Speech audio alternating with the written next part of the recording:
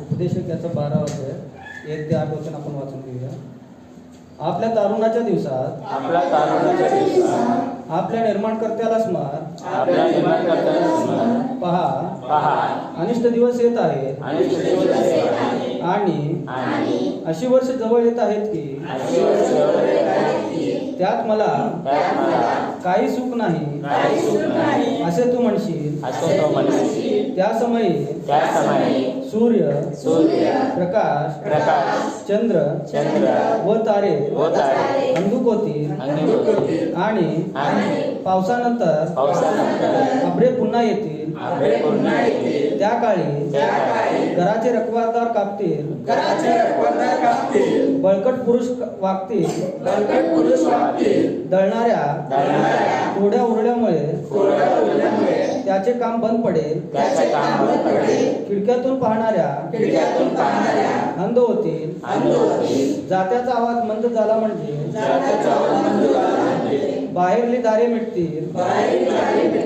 पक्षाच्या शब्दाने देखील त्याच्या निद्रेचा भंग होईल. सर्व गायनस्वर मंदावतील. ते चढावाला भीतील.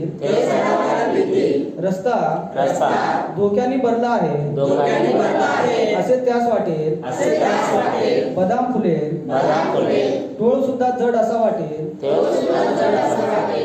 वासना निमेल, कारण मनुष्य आपल्या अनंतकालिक निजदामास चालला आहे आणि ऊर बडवून रडणारे गल्ल्या गल्ल्यातून फिरतील. मग चांदीचा दोर तुटेल, सोन्याचा कचोरा फुटेल, जराजवळ गडा फुटेल, आडावरचा रहाट मोडेल. तेव्हा माती पूर्ववत मातीस मिळेल आणि देवाने दिलेला आत्मा त्याचकडे परत जाईल.